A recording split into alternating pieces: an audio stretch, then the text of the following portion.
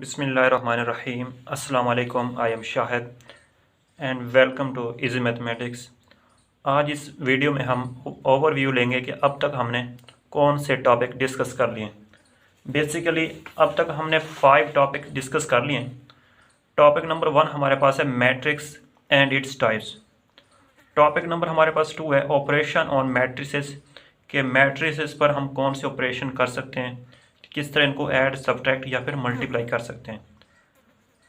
Topic number हमारे पास 3 था determinants and it's important properties with related questions, कि determinants 2/2 या 3/3 को हम कैसे एक्सपेंड करते हैं, इनकी क्या इंपॉर्टेंट प्रॉपर्टीज थी और इनके रिलेटेड क्वेश्चन हमने सॉल्व किए थे। टॉपिक नंबर 4 हमारे पास cofactor and rank of matrix, किसी भी मैट्रिक्स का कोफैक्टर हम कैसे फाइंड करते हैं और किसी भी मैट्रिक्स का हम रैंक कैसे फाइंड करते हैं। टॉपिक नंबर हमारे पास 5 था solution of system of linear equation by Cramer rule and Gauss elimination method. अगर हमारे पास 2 या 2 से ज़्यादा लीनियर इक्वेशन गिवन हो तो उनका हम सॉल्यूशन वेरिएबल्स की वैल्यूज हम फाइंड करते हैं बाय क्रैमर रूल और गॉस एलिमिनेशन मेथड। अब हम सबसे पहले मैट्रिक्स को डिस्कस करेंगे कि हमने मैट्रिक्स के बारे में क्या पढ़ा था और इसकी कौन कौन सी टाइप्स को हमने डिस्कस किया था। सबसे पहले हमने डिस्कस किया था कि मैट्रिक्स हमारे पास क्या होते हैं। मैट्रिक्स को हमने ऐसे डिफाइन किया था कि अगर हमारे पास कोई भी सपोज करें रियल नंबर्स हों, फर्स्ट 4 रियल नंबर्स 1 2 3 एंड 4, अगर इनको हम हॉरिजेंटली अरेंज कर दें या फिर वर्टिकली अरेंज कर दें 1 2 3 4, किसी भी तरीके से ऐसे हम इसको राइट कर सकते हैं 1 2 3 4। इनकी डिफरेंट अरेंजमेंट्स को हम ब्रैकेट्स में इनक्लोज कर दें तो वो हमारे पास मैट्रिक्स बन जाते हैं। ये हमारे पास arrangement of numbers in rows and columns enclosed by a pair of brackets is called matrix. Horizontal arrangement of numbers हमारे पास रोज ऑफ कॉलम्स कहलाती हैं, रोज ऑफ मैट्रिक्स कहलाती हैं, and vertical arrangement of numbers is called column of matrix. और इसके बाद हमने डिस्कस किया था कि आर्डर ऑफ मैट्रिक्स क्या होते हैं। आर्डर ऑफ मैट्रिक्स बराबर होते हैं हमारे पास m multiply by n। m show करता है number of rose and n show करता है नंबर ऑफ कॉलम्स। सपोज करें इसमें हमारे पास नंबर ऑफ रोज 2 हैं multiply by number of columns भी 2 हैं, तो 2/2 आर्डर का एक मैट्रिक्स गिवन है। तो यहाँ पे इसका आर्डर 2/2 होगा इस मैट्रिक्स का। इसके बाद हमने डिस्कस किया था स्केयर मैट्रिक्स क्या होते हैं। स्केयर मैट्रिक्स, स्केयर मैट्रिक्स के अलावा नोटेशन होती है m is equal to m, a matrix in which number of rows is equal to number of columns. जैसे हमारे पास ये मैट्रिक्स है, इसमें नंबर ऑफ रोज 2 हैं, नंबर ऑफ कॉलम्स भी 2 हैं, तो ये हमारे पास स्केयर मैट्रिक्स होगा। फिर इसके बाद हमारे पास रेक्टेंगुलर मैट्रिक्स होते हैं। रेक्टेंगुलर मैट्रिक्स एक ऐसा मैट्रिक्स होता है जिसमें number of rows is not equal to number of columns. जैसे हमारे पास एक मैट्रिक्स गिवन है, सपोज करें 1 2 3 4 5 6। अब इसमें number of rose number of columns आपस में इक्वल नहीं है। इसमें नंबर ऑफ रोज हमारे पास 2 है, नंबर ऑफ कॉलम्स 3 हैं, तो ये हमारे पास रेक्टेंगुलर मैट्रिक्स होगा। ये हमारे पास रो मैट्रिक्स होगा क्योंकि इसमें सिर्फ एक रो है। ये हमारे पास कॉलम मैट्रिक्स होगा क्योंकि हमारे पास एक कॉलम, सिंपल एक कॉलम है। Matrix in which only one row is called row matrix, matrix in which only one column is called column matrix. फिर इसके बाद हमने डिस्कस किया था ट्रांसपोज ऑफ मैट्रिक्स, किसी भी मैट्रिक्स का हम ट्रांसपोज कैसे लेते हैं। सिंपल हमने ये करना होता है कि अगर हमारे पास एक मैट्रिक्स गिवन हो, सपोज करें 1 2 3 4 9 7, तो किसी भी मैट्रिक्स के ट्रांसपोज को हम डिनोट करते हैं A transpose is equal to, rows को कॉलम में कन्वर्ट कर लेते हैं 1 2 9 3 4 7। ये हमारे पास ट्रांसपोज ऑफ अ मैट्रिक्स है।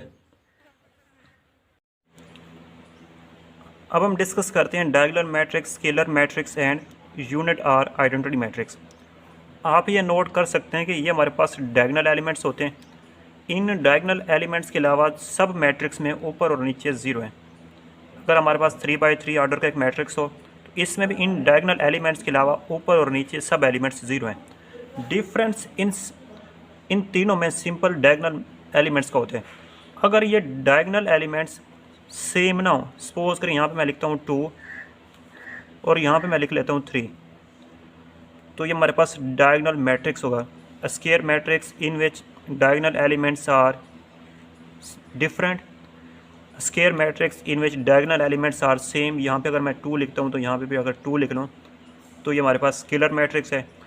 अगर यहाँ पे ये सेम भी हों और 1 1 आ जाएँ तो ये हमारे पास यूनिट आर आइडेंटिटी मैट्रिक्स होगा। इसी तरह 3/3 का ले लेते हैं। अगर यहाँ पे मैं इसकी वैल्यू लिख लूँ 2, यहाँ पे मैं -3 लिख लूँ और यहाँ पे 5 लिख लूँ, ये सब के सब डायगोनल एलिमेंट्स सेम नहीं है, डिफरेंट है। और अगर यहाँ पे मैं -10 राइट कर लूँ, यहाँ पे भी -10 और यहाँ पे भी -10, अब ये सब के सब डायगोनल एलिमेंट्स सेम हैं तो ये हमारे पास स्केलर मैट्रिक्स होगा। Unit or identity matrix, in diagonal elements ये सब एलिमेंट्स 1 1 होना चाहिए तो ये हमारे पास यूनिट आर आइडेंटिटी मैट्रिक्स होगा। अब हम डिस्कस करते हैं ऑपरेशन ऑन मैट्रिसेस। किस तरह दो मैट्रिक्स को हम ऐड कर सकते हैं, सब्ट्रैक्ट कर सकते हैं या फिर मल्टीप्लाई कर सकते हैं। दो मैट्रिसेस को ऐड हम तब करते हैं जब दोनों का आर्डर सेम हो। Order of A is equal to order of B. कैसे ऐड करते हैं? 5 को -1 में ऐड करेंगे तो 4 आएगा, 9 को 0 में ऐड करेंगे तो 9 आएगा, 7 को 3 में ऐड करते हैं हमारे पास 10 आते हैं, 3 को 1 में ऐड करेंगे 4 आएगा। इसी तरह हम इनको सब्ट्रैक्ट भी 1 by 1 करते हैं। 5 को -1 से सब्ट्रैक्ट करेंगे माइनस प्लस तो 6 आएगा, 9 को 0 में से सब्ट्रैक्ट करते हैं 9 आएगा, 7 में से 3 माइनस करेंगे तो 4, इसी तरह 3 में से 1 करेंगे 2 आएगा। दो मैट्रिसेस की मल्टीप्लिकेशन हम कब करते हैं? अगर हमारे पास A बराबर हो 3 2 0 1, B बराबर हो हमारे पास 5 9 2 9। दो मैट्रिसेस का मल्टीप्लिकेशन तब करते हैं जब फर्स्ट मैट्रिक्स में number of column, second matrix में नंबर ऑफ़ रोज़ इक्वल होंगे तो फिर उनकी मल्टीप्लिकेशन पॉसिबल होगी। इसमें हमारे पास नंबर ऑफ़ कॉलम्स 2 हैं और इस सेकंड मैट्रिक्स में नंबर ऑफ़ रोज़ 2 हैं तो इनकी मल्टीप्लिकेशन पॉसिबल है। अब इनकी मल्टीप्लिकेशन कैसे करते हैं? A multiply by B is equal to first row को फर्स्ट कॉलम से मल्टीप्लाई करते हैं, 3 मल्टीप्लाई बाई 5 15, दरमियान में प्लस 2 मल्टीप्लाई बाई 2 4, फिर इस फर्स्ट रो को मल्टीप्लाई करते हैं सेकंड कॉलम से, 3 multiply by 9 27 plus 2 multiply by 9 18, फिर सेकंड रो फर्स्ट कॉलम से मल्टीप्लाई करेंगे, 0 multiply by 5 0 plus 1 multiply by 2 2, फिर 0 multiply by 9 0 plus 1 multiply by 9 9। तो इनको हम ऐड अप करते हैं। A multiply by B is equal to 15 plus 4 19। इनको हम ऐड अप करते हैं 45 2 9। तो अगर हम ये सपोज करें, अगर हमारे पास एक मैट्रिक्स गिवन हो 1 2 3 4 और दूसरा हमारे पास मैट्रिक्स हो 3 -2, क्या इनकी मल्टीप्लिकेशन पॉसिबल है? इनकी मल्टीप्लिकेशन पॉसिबल नहीं है क्योंकि फर्स्ट मैट्रिक्स में नंबर ऑफ़ कॉलम्स 2 हैं और सेकंड मैट्रिक्स में नंबर ऑफ़ रोज़ 1 है। Number of columns is not equal to number of rows, so multiplication is not possible.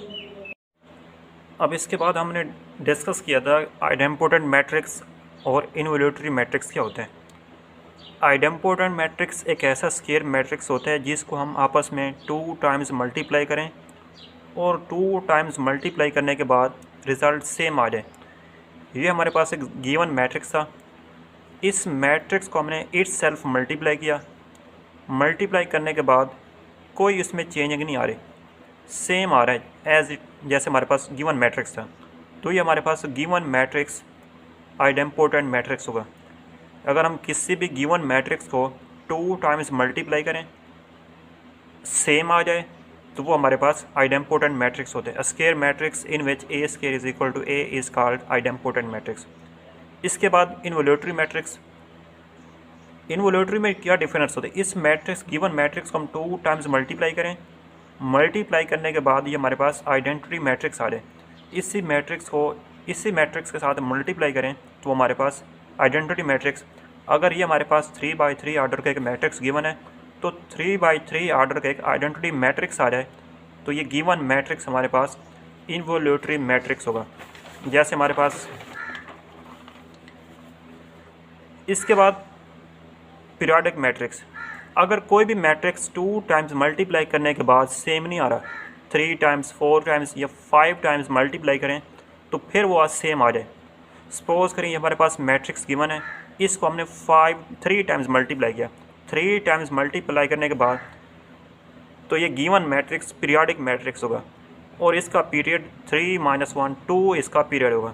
अगर सपोज़ करें इसी मैट्रिक्स को हम 5 टाइम्स आपस में मल्टीप्लाई करें, 5 टाइम्स मल्टीप्लाई करने के बाद इसको हम ऐसे लिख सकते हैं a की power 5 is equal to a की power 4 + 1 is equal to a। तो यहाँ पे 4 इसका पीरियड होगा। अब nilpotent matrix, square matrix for which a की power p is equal to 0, किसी भी मैट्रिक्स को हम 2 3 या 5 जितनी भी टाइम्स मल्टीप्लाई करें और वो 0 आ जाए, सब के सब एलिमेंट्स 0 आ जाएँ। सपोज़ करें हमारे पास एक मैट्रिक्स गिवन है, इसको हमने 2 टाइम्स मल्टीप्लाई किया, 2 टाइम्स मल्टीप्लाई करने के बाद इस मैट्रिक्स को आपस में इटसेल्फ मल्टीप्लाई किया, ये सब के सब एलिमेंट्स रिजल्टेंट 0 आ जाए। ये हमने इसको मल्टीप्लाई किया से 0 नहीं आ रहे, फिर इसको हमने 3 टाइम्स मल्टीप्लाई किया तो सब के सब इसके एलिमेंट्स 0 आ रहे हैं। तो ये हमारे पास एक नीलपोटेंट मैट्रिक्स होगा। 3 टाइम्स इसको मल्टीप्लाई किया, 0 आ रहे हैं, तो ये गिवन मैट्रिक्स नीलपोटेंट मैट्रिक्स होगा ऑफ ऑर्डर या index 3। So A is nilpotent of order 3। इसी के बाद हमारे पास एक मैट्रिक्स गिवन है, हम चेक कर दें हमारे पास पीरियोडिक मैट्रिक्स है या फिर नहीं है। इस मैट्रिक्स को हमने 2 टाइम्स मल्टीप्लाई किया, मल्टीप्लाई करने के बाद रिज़ल्ट सेम नहीं आ रहे, फिर इसको हम 3 टाइम्स मल्टीप्लाई करेंगे, 3 टाइम्स मल्टीप्लाई करें तो सपोज़ करें वापस में सेम आ जाते हैं, तो फिर ये पीरियोडिक मैट्रिक्स होगा ऑफ ऑर्डर 2। अब इसके बाद हमने डिस्कस किया था कि डिटर्मिनेंट्स क्या होते हैं। अगर हमारे पास 2×2 ऑर्डर का एक मैट्रिक्स आ जाए तो उसको हम डिटर्मिनेंट कैसे ओपन करते हैं। सपोज़ करें हमारे पास A is equal to ABCD एक मैट्रिक्स हो, इसके डिटर्मिनेंट को हम लिखते हैं A determinant is equal to ABCD। तो इसको हम कैसे ओपन करते हैं, A को मल्टीप्लाई करते हैं D के साथ, A मल्टीप्लाई बाई D, फिर दरमियान में minus C multiply by B, C multiply by B। तो ये होता है हमारे पास A डिटर्मिनेंट। सपोज़ करें हमारे पास एक B is equal to B determinant is equal to 9 2 1 0। तो जब इसको हम डिटर्मिनेंट ओपन करते हैं, B determinant is equal to 9 multiply by 0 minus 1 multiply by 2, 9 को 0 से करें 0 माइनस 2, तो ये हमारे पास -2 आ रहा है। अगर किसी भी मैट्रिक्स का डिटर्मिनेंट नॉट इक्वल टू 0 आ जाए तो वो हमारे पास नॉन सिंगुलर कहलाते हैं।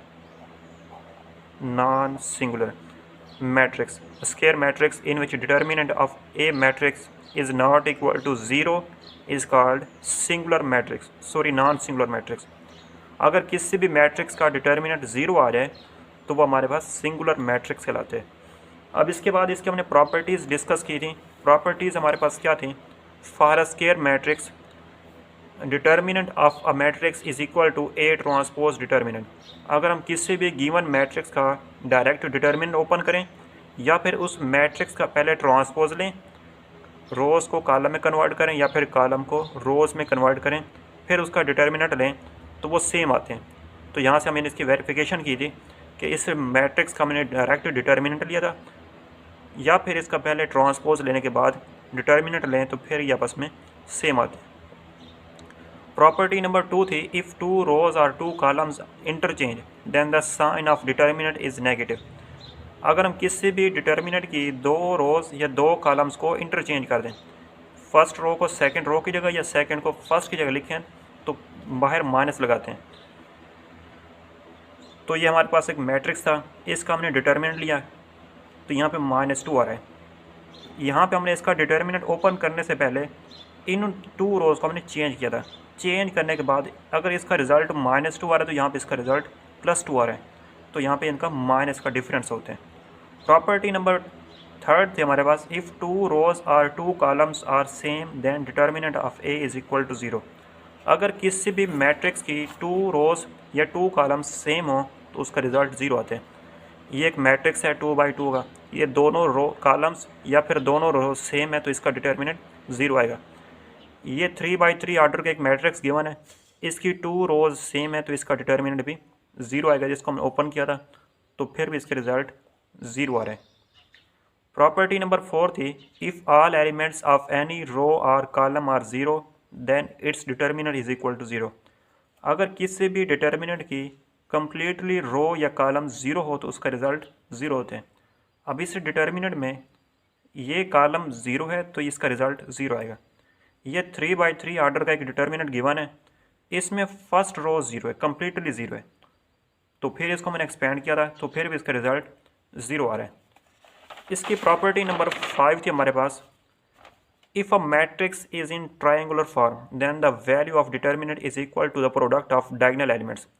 अगर कोई भी मैट्रिक्स ट्रायंगल की फॉर्म है, मतलब डायगोनल एलिमेंट्स के अलावा ऊपर या नीचे, या तो ऊपर सब एलिमेंट्स ज़ीरो, इन डायगोनल एलिमेंट में ये एलिमेंट सब ज़ीरो हैं 2x2 के लिहाज से, इस मैट्रिक्स में इन डायगोनल एलिमेंट्स के अलावा ऊपर और नीचे ज़ीरो हैं तो फिर इसका डिटर्मिनेंट बराबर होगा इन डायगोनल एलिमेंट्स के प्रोडक्ट के बराबर। 7 मल्टीप्लाई बाई 3 तो 21 इसका डिटर्मिनेंट होगा। ये 3x3 ऑर्डर का एक डिटर्मिनेंट गिवन है, इन डायगोनल एलिमेंट्स के अलावा ऊपर और नीचे सब एलिमेंट्स ज़ीरो हैं तो जब हम इसका डिटर्मिनेंट ओपन करेंगे तो इनके प्रोडक्ट के बराबर होगा। 2 मल्टीप्लाई 3 6, 6 को 9 से करें 54। फिर ये हमारे पास एक 4x4 ऑर्डर का एक डिटर्मिनेंट गिवन है, तो इसको हम डिटर्मिनेंट डिटेल से नहीं करेंगे, इन डायगोनल एलिमेंट्स के अलावा ये सब एलिमेंट्स ज़ीरो हैं, ऊपर या नीचे या फिर दोनों ज़ीरो हैं। अब इसके नीचे ज़ीरो हैं तो फिर भी इसका डिटर्मिनेंट इनके प्रोडक्ट के बराबर होगा। इन एलिमेंट्स को हम प्रोडक्ट करें, 1 को 6 करें 6 मल्टीप्लाई बाई 3 18, 18 मल्टीप्लाई बाई 5 90, तो इसका डिटर्मिनेंट बराबर होगा 90 के इक्वल। अब प्रॉपर्टी नंबर 6 थी हमारे पास, if elements of a row और column in square matrix multiply by number A then resulting determinant is equal to k times. अगर हम किसी भी डिटर्मिनेंट को किसी रो या किसी कॉलम से मल्टीप्लाई करें तो फिर उसका डिटर्मिनेंट मल्टीप्लाई हो जाता है। क्या मतलब है, ये हमारे पास एक डिटर्मिनेंट गिवन है और ये भी हमारे पास डिटर्मिनेंट गिवन है। इसका वैसे डिटर्मिनेंट आता है -4, जब इसको 2 से मल्टीप्लाई करें तो -8 हो जाता है। अगर यहाँ पे मल्टीप्लाई डायरेक्ट कर दें, इस 2 को या तो किसी कॉलम या किसी रो से मल्टीप्लाई करें फिर इसका डिटर्मिनेंट ओपन करें तो फिर भी वो सेम आएगा। फिर इसकी प्रॉपर्टी नंबर 7 थी हमारे पास, if each element of a row और column of a square matrix consist of 2 terms then its determinant can be written as sum of 2 determinant. इसका मतलब ये हमारे पास किसी भी मैट्रिक्स की ये कॉलम हमारे पास ये कॉलम हर एलिमेंट पे दो रो पे मुश्तमिल है, दो एलिमेंट्स पे मुश्तमिल है, तो इसको हम 2 डिटर्मिनेंट्स की फॉर्म में लिख सकते हैं, 2 डिटर्मिनेंट लिख सकते हैं। ये एलिमेंट्स दोनों डिटर्मिनेंट में सेम होंगे, डिफरेंस क्या होगा, फर्स्ट डिटर्मिनेंट में ये फर्स्ट एलिमेंट लिखेंगे, सेकंड डिटर्मिनेंट में इसके सेकंड एलिमेंट्स, और ये एलिमेंट्स सब में कॉमन होंगे। अब इसके बाद हमने डिस्कस किया था कि रैंक ऑफ मैट्रिक्स कैसे फाइंड करते हैं, लेकिन रैंक ऑफ मैट्रिक्स में हमने की डेफिनेशन डिस्कस की थी echelon form, reduce echelon form. कोई भी मैट्रिक्स एचेलॉन फॉर्म में होगा अगर हर आने वाले रो में नंबर ऑफ ज़ीरोज़ इंक्रीज होती जाए।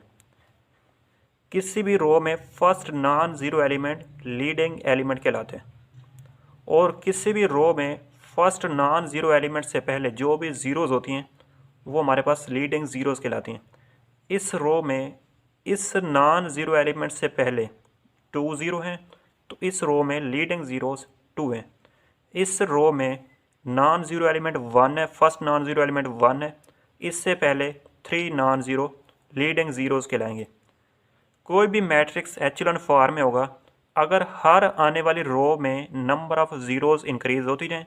फर्स्ट रो में कोई ज़ीरो नहीं है, सेकंड रो में 2 ज़ीरो हैं, थर्ड रो में 3 ज़ीरो हैं, हर आने वाली रो में ज़ीरोज़ की तादाद इंक्रीज़ हो रही है। सेकंड कंडीशन ये होती है अगर कोई भी रो कम्प्लीटली ज़ीरो हो जाए, सपोज करें ये रो ज़ीरो हो जाए तो ये लास्ट में होनी चाहिए। ये ऐसा नहीं होना चाहिए कि ये पूरी रो कम्प्लीटली ज़ीरो हो जाए और ये रो ज़ीरो ना हो, तो फिर ये गिवन मैट्रिक्स एचेलॉन फॉर्म में नहीं होगा। तो अगर कोई भी रो कम्प्लीटली ज़ीरो हो तो वो लास्ट में होनी चाहिए, सबसे लास्ट में। थर्ड कंडीशन ये होती है कि ये डायगोनल एलिमेंट्स 1 1 होने चाहिए। तो उसका हम फाइंड करते हैं रैंक। फिर इसकी हमने डेफिनेशन डिस्कस की थी, rank of matrix. The number of non zero rows in echelon form is called rank of matrix. ये हमारे पास एक मैट्रिक्स गिवन है, इसका हमने फाइंड करना रैंक। इस मैट्रिक्स को हमने एचेलॉन फॉर्म में कन्वर्ट किया। एचेलॉन फॉर्म में कन्वर्ट करने के बाद इसमें नंबर ऑफ नॉन जीरो रोज 2 है, ये भी रो नॉन ज़ीरो, ये भी हमारे पास रो नॉन ज़ीरो। ये थर्ड रो कम्प्लीटली ज़ीरो आ रही है। चूँकि नॉन ज़ीरो रो 2 है तो इसका मैट्रिक्स 2 होगा। अब किसी भी मैट्रिक्स को एचेलॉन फॉर्म में कैसे कन्वर्ट करते हैं? फर्स्ट एलिमेंट 1 होना चाहिए। तो सबसे पहले हमने इन दो रोज़ को इंटरचेंज कर दिया। इंटरचेंज करने के बाद ये आ रहा है हमारे पास। इस रो नंबर 1 को -1 से मल्टीप्लाई किया, ये इसके साइन चेंज हो गए। फिर इसके अलावा से इस रो 1 की वैल्यू से हमने हेल्प से इस R2 को हमने ज़ीरो करना है। मतलब सिंपल इस एलिमेंट को हमने ज़ीरो करना है, इसके नीचे इसको ज़ीरो करना है।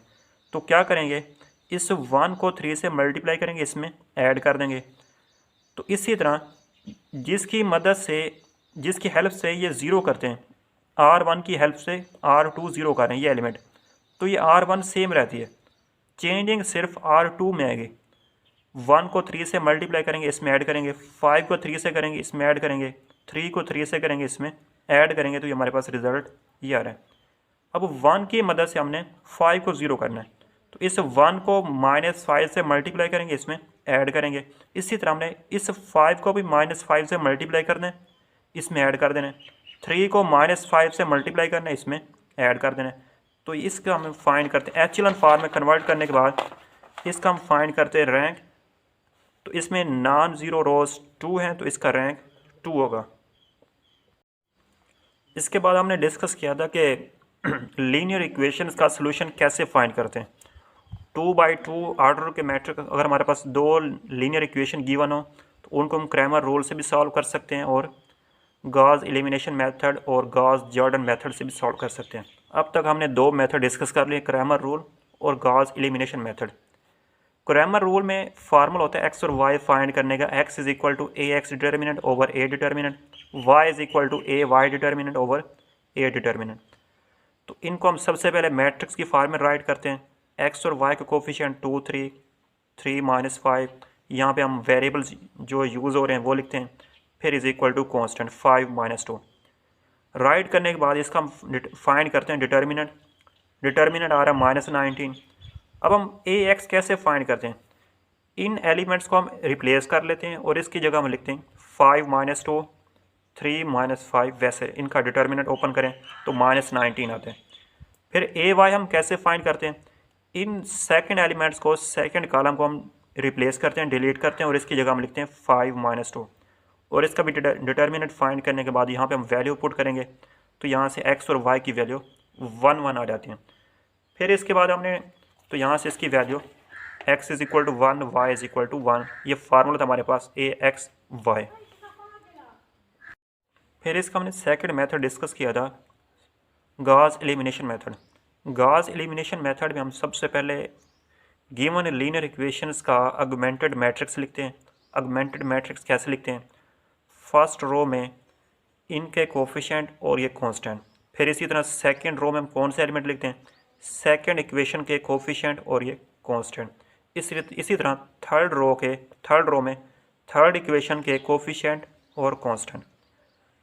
इन कांस्टेंट के अलावा इस 3x3 ऑर्डर के मैट्रिक्स को हम एचेलॉन फॉर्म में कन्वर्ट करते हैं। एचेलॉन फॉर्म में कन्वर्ट करने के बाद वहाँ से हम यूज़ करते हैं बैक सब्स्टिट्यूशन। इस 3x3 ऑर्डर के मैट्रिक्स को हमने एचेलॉन फॉर्म में कन्वर्ट किया। एचेलॉन फॉर्म में कैसे कन्वर्ट हुआ कि हर आने वाली रो में इस कॉलम के अलावा नंबर ऑफ़ ज़ीरोज़ इंक्रीज़ हो रही हैं और ये डायगोनल एलिमेंट्स 1 1 है। अगर कोई भी यहाँ पे कोई भी रो वैसे ज़ीरो नहीं आ रही, अगर वो होती तो लास्ट में होती। एचेलॉन फॉर्म में कन्वर्ट हो गया। तो यहाँ से हम यूज़ करते हैं बैक सब्स्टिट्यूशन। यहाँ पे x1 का कोफिशिएंट 0, x2 का कोफिशिएंट भी 0, तो यहाँ पे x3 इज इक्वल टू होगा, कांस्टेंट क्या है 1। फिर x1 का coefficient 0, x2 plus x3 is equal to 1। तो फिर इसमें हम x3 की वैल्यू पुट करेंगे। वैल्यू पुट करने के बाद उसमें हम फाइंड कर लेंगे। फिर इसी तरह हम यहाँ पे थर्ड इक्वेशन क्या लिखेंगे, 1x1 plus 5x2 plus 2x3 is equal to 9। x3 और x2 की वैल्यू पुट कर देंगे, यहाँ से हम फाइंड कर लेंगे Gauss elimination method. In short आपको ये पता होना चाहिए कि मैट्रिक्स और इसकी कौन कौन सी टाइप्स हैं, इनके बारे में आपको कंसेप्ट होने चाहिए कि कोई भी डेफिनेशन सपोज करने एग्जाम में आ जाए तो उसको आइडिया होना चाहिए। फिर दो मैट्रिक्स को हम कैसे ऐड या सब्ट्रैक्ट कर सकते हैं। फिर अगर हमारे पास कोई भी एक मैट्रिक्स आ जाए उसका हम डिटर्मिनेंट कैसे ओपन करते हैं और इस डिटर्मिनेंट की क्या प्रॉपर्टीज़ हैं और इससे रिलेटेड क्वेश्चंस आप कैसे सॉल्व कर सकते हैं। फिर किसी भी मैट्रिक्स हम कोफैक्टर कैसे फाइंड करते हैं, ये आपको आइडिया होना चाहिए। फिर किसी भी मैट्रिक्स का हम रैंक कैसे फाइंड करते हैं, एचेलॉन फॉर्म में कन्वर्ट करते हैं और एचेलॉन फॉर्म में कैसे कन्वर्ट करते हैं, ये आपको आइडिया होना चाहिए।